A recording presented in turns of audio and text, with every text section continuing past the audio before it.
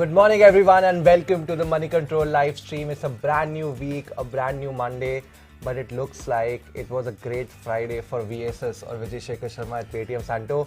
He probably faced one of his toughest tests yet as the CEO and MD of Paytm, and he was battered with questions at the Friday's annual general meeting, the first annual general meeting of Paytm that it has been held after the company got listed last November. Now we all know the stock has taken quite a beating since the time it has listed, and of course a lot of investors had a lot of questions for the company, but at the same time he was also facing a resolution in terms of adding another term to his CEO ship, and there Santo, surprisingly, it was a resounding vote of confidence from the investors, with 99.67% of the investors voting to extend the term of VSS. Now I think this reappointment, Santo, clearly takes away one key overhang from the stock that we had seen over the past weeks. Clearly, a lot of build-up was done ahead of the AGM, especially with a proxy advisory firm calling for probably the removal of the CEO. Apart from that, I think Sharma Santo has to be the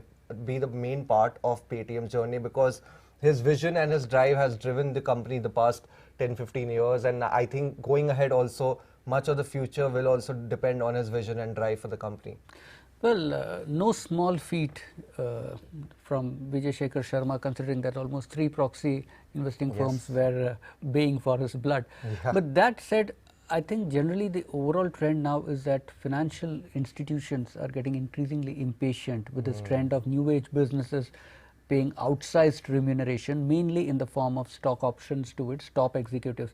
Now, no harm in paying that kind of remuneration, but there has to be some correlation with the stock price performance as well. Now, at a time when a lot of investors have lost heavily, this is not those investors who had invested in Paytm pre-IPO, but if you look at all the investors who have come in later, they have lost a lot of money, and if they are still holding on to their shares, it's going to be a very long time before they ever see any decent profit. When that's the case, and you have the company issuing stock options to the top brass at really throwaway prices, it's bound to create some kind of angst. So I think for now VSS has won the battle, but this is likely going to be a prolonged war, and what institutions probably would be looking for is how well the company delivers on the timeline for profitability. True. So the timeline that he has set now is going to be sacrosanct, and if the company is unable to meet those timelines, then I think once again the knives will be out. Definitely, Santo. Of course, that risk always remains. I think, but probably after the the debacle of the IPO last November, if the general feeling has that Paytm has been trying to put its ears to the ground, trying to listen to investors more.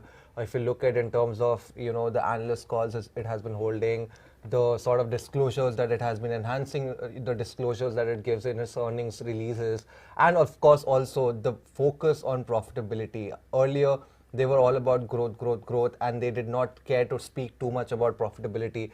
But the last few months we have seen that the company stress again and again that it wants to grow in a profitable manner, as well as that target of turning profitable adjusted for the ESOP cost by September quarter of next financial year. So I think that focus on profitability, I think from here on, and along with the earnings delivery that the company has been showing since March and in the June quarter as well, could potentially drive a decent re-rating in the stock. Maybe not probably towards the IPO price, because I think that still remains quite far out, but at least it will give investors an opportunity to recover some of the losses. Well, CJ, the extreme pessimism which was there over the stock, that has abated a bit, and I guess that round of re-rating is almost done, but still it's going to be an uphill task for Paytm from these levels. If you read some of the research reports, particularly CLSA, which has said that the take rate, what it charges for acting as a facilitator, that's going to be the big differentiator, and unless it brings down this promotional costs and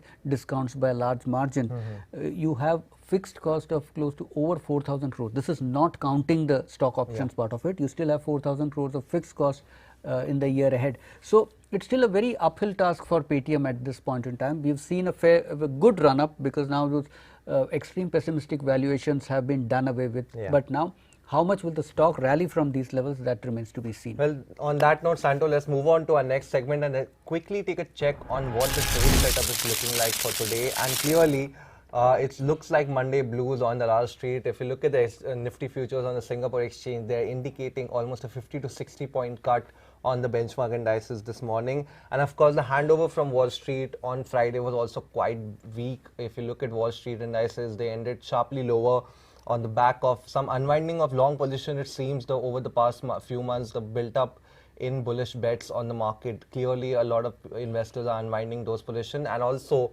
if you look at a dollar index, that remains to be the key catalyst for this downturn in global markets that we are seeing at this point of time. Also, incidentally, the US 10-year yield has now jumped above the 3% mark for the first time since the early weeks of July. And oil prices also are continuing the slump that we have been seeing for the past week, Santo. One good thing for the market, for the bulls at this point in time, is that the relentless selling from foreign portfolio investors that has abated. It's still not an even trend there. On some days they continue to be sellers, but that one-way traffic that has definitely come off a little bit. So that should be some relief. And the other thing is that you're not seeing too many negative triggers at this point in time. At least the negatives for the market in terms of that valuations still are not very cheap. That is fairly reflecting in the prices at this point in time. Domestic liquidity is also fairly strong. Money flow into mutual fund continues at a steady rate. So as far as the liquidity side of it goes, market is still sitting pretty. So I would be a little doubtful about steep downsides from these levels. But Santo, I worry a little about the FPI. Oh, come on, CJ, you're worrying. Oh my God. I'll tell you why I worry a little bit about it.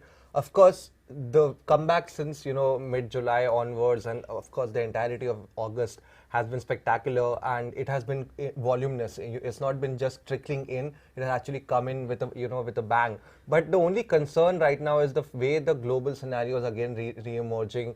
You have the Jackson Hole summit coming, later this week. What sort of tone will, Fed Chief Jerome Powell set for the remainder of the meetings this year?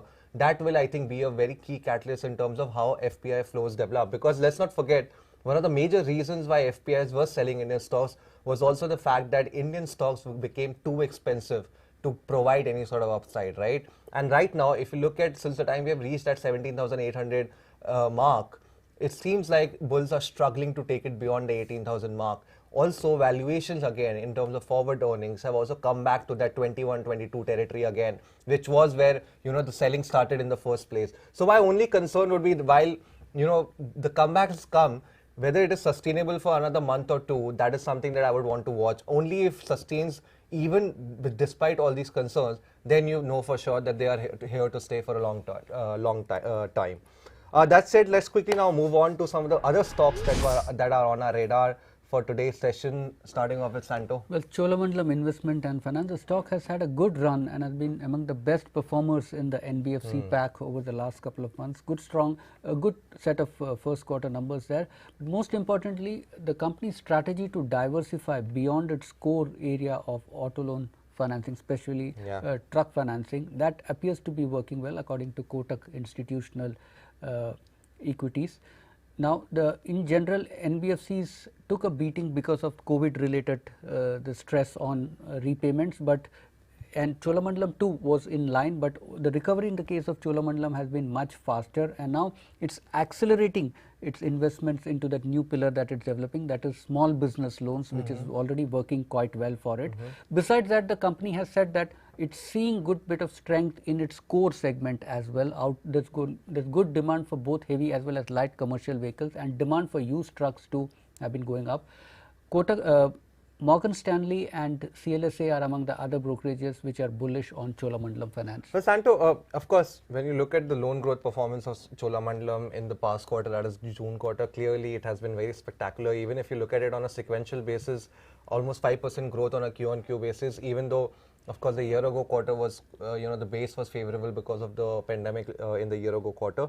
But my concern for Cholamandalam largely lies on the NIM side and the profitability side, because there, I think if you look at sequentially, there was considerable weakness in both NIMs as well as pre-provisioning operating profit. Now, why this is happening is largely because of higher borrowing costs. If you look at brokerage from Shekhar, they had downgraded their EPS estimates for Cholamandalam because of higher borrowing costs. And one believes that given the fact that RBI has still not indicated that they are anywhere near pausing, on the rate hikes to bring inflation below the 6% level.